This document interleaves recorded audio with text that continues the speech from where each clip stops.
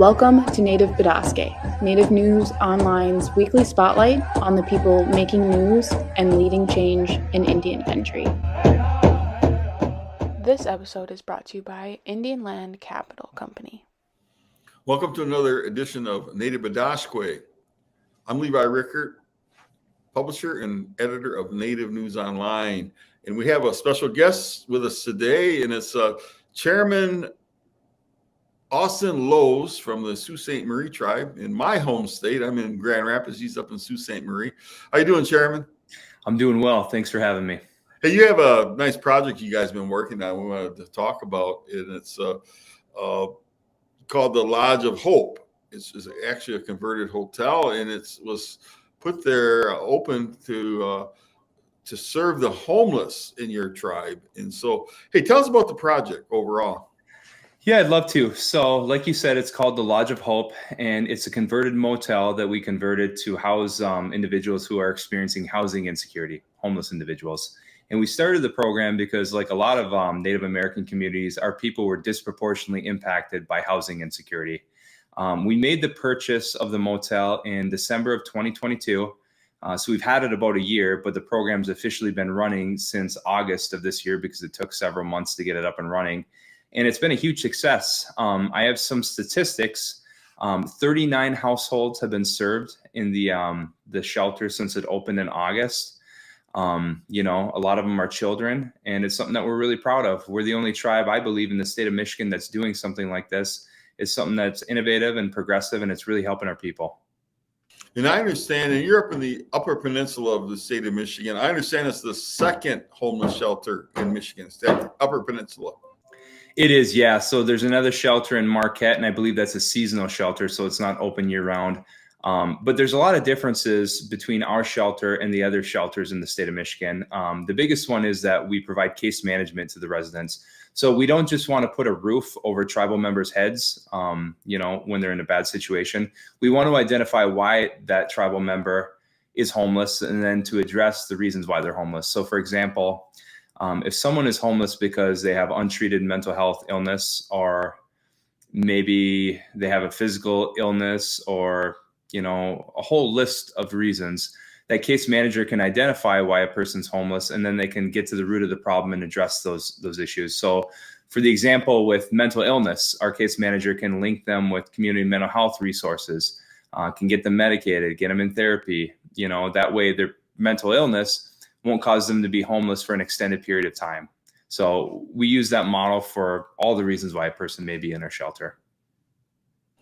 And you, in your other life, before you became tribal chairperson up at Sault Ste. Marie, you actually are a trained social worker, certified social worker.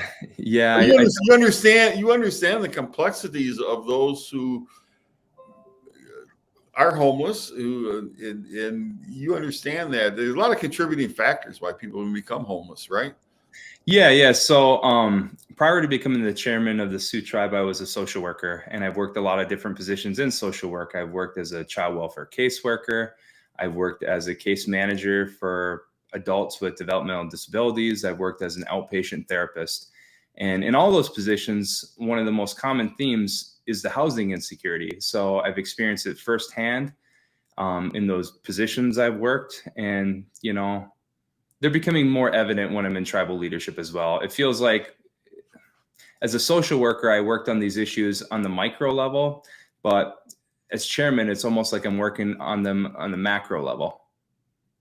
Well, tell me this in terms of somebody point of entry. They may be homeless. Do they immediately get a full assessment, like social work assessment? And in the old days, they used to call it wraparound, right? Yeah. So there's some criteria that has to be met in order to be admitted into our shelter. So to start, a person obviously has to be homeless, right? They have to be a Sioux Tribe member, and then they have to meet the income guidelines. So the income guidelines that we use are the U.S. median income. So what they do is they look at a family of your size. If you fall below the median income, then you're eligible. And our case manager helps, determine whether or not a family meets the criteria. And is there a waiting list? There is, yeah. So the shelter right now is at full capacity, which we expected because there is a huge unmet need in our community for a service like this. So the motel has 21 rooms. Right now, there are 38 individuals in those rooms, and there is a wait list of 48 people, several of which are children. Wow. And are there cooking facilities in there? Are there stoves, or do they have to go elsewhere for food? There is. So each resident has their room, and each room is equipped with a microwave and a fridge. But there's also a home that sits on the property as well. And that's been converted into office space and community space. So within that community space, there's a community kitchen that's open from 8 a.m. to 10 p.m. So, community meals can be prepared in there. Yeah. And when you go to a hotel or a motel, you have the housekeeping. Do they have to do their own bedding, or tell us a little bit about that? What type of services are provided? Yeah, so they're responsible for keeping the room clean, but we do offer a lot of services besides just a roof over your head and case management, like I just described. We employ quite a few shelter workers at the Lodge of Hope, and what they do is they help just the residents get on the feet. So they're helping them with job applications, driving them to job interviews, bringing them shopping. It's personalized based on the needs of the resident. And are there term limits in terms of how long somebody can actually stay there? No. As long as residents are actively seeking housing in a more permanent situation, then they can stay.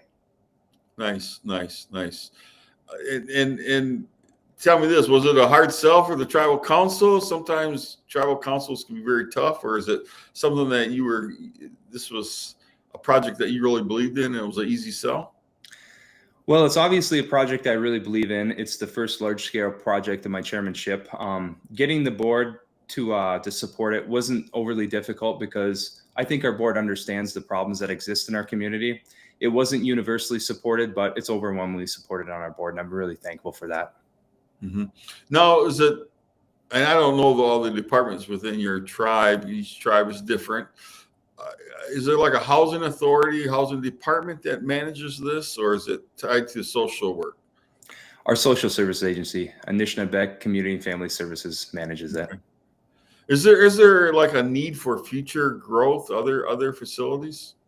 Possibly. Being homeless in our homeland isn't lost on us. It's something that bothers me as a tribal leader. And since we have 48 individuals on the wait list, many of which are children, I have a motivation to grow this program. It's at a good location. It sits on 4.5 acres. There's definitely room for expansion. When I think of goals for this project, I think of housing the transition from the shelter to, so possibly an apartment complex in the future is something we can look at. Obviously, that takes a lot of resources and it takes board support, but something that we can consider. Outside of that, we want to get a nice playground built for the children. We want to, integrate community gardens, things like that. In terms of funding, this was initially bought with some ARPA funds, you said? Yeah. So this was a mom and pop motel for, I believe, 35 years. The individual that we purchased it from was an absolute class act. It wasn't run down. It's beautiful. It's one of the most beautiful properties in Sault Ste. Marie, in my opinion. It's always up for Garden of the Year. It's beautifully landscaped. And, we wanted to get something nice. We wanted to buy a place where people could stay with dignity while they got back on their feet. So we purchased it with ARPA dollars, but the vast majority of this program is funded with tribal support from our gaming operations. It's expensive, but it's a price tag that's worth paying because it helps so many people. But due to the cost, it's one of the reasons why we're what I believe is the only tribe in the state of Michigan that's offering something like this right now. Well, I commend what you're doing. And tell me this, in terms of longevity, duration of time people stay there, is it some are kind of long-term, or is it meant to be short-term? You said they can stay there as long as they need, but yeah, it's really a mixed bag. Some people are still there, I believe, from when the shelter opened, but we have successfully transitioned a lot of families out of there into more permanent housing. So one of the things that our case manager does, one of the first things that they do is get them on waiting lists for subsidized housing that they can afford. And, we've been successful in transitioning a lot of people from the shelter to those housing units. Mm-hmm. And in terms of school-age children, is there a bus that comes, picks them up, take them to the local school, or how do they get in their education? Yeah. So I'm not sure what the exact transportation arrangement is for those kids, but it's within city limits, so it's eligible for a school bus pickup. Our shelter workers would be within their job duties to potentially drive kids to school. We really do try to tailor the services to meet the families that are in there. People have different unique needs. We're driving people to medical appointments, like I said, job applications, to therapy appointments, a whole bunch of things. Well, that is really wonderful. I mean, in I'm a musician, because you really understand the needs of those who need those social services. Yeah. Anything else you want to say about this? It's just something that I'm really proud of. It's a good thing that the Sioux Tribe has going on. And, like a lot of tribes, we follow the 7 grandfather teachings, and, grandfathers, there's a lot of them. There's 7 of them. One of them is love. And the shelter is the tribe's expression for its love for its most vulnerable members. And we're really happy with that. Yeah. And it's wonderful. And you guys are the largest. When I say you guys, your tribe is the largest federally recognized tribe east of the Mississippi. Is that correct? Yes, we are. Yep. Yeah. And I also see, are you doing a renovation in your casino, which can help fund this housing unit? Yes, sir. Yes, we are. We're renovating 100% of the exterior of our casino in Sault Ste. Marie, the Quaden, which is our flagship property. And we're also in the process of renovating every single hotel room within that property. There's 260 some.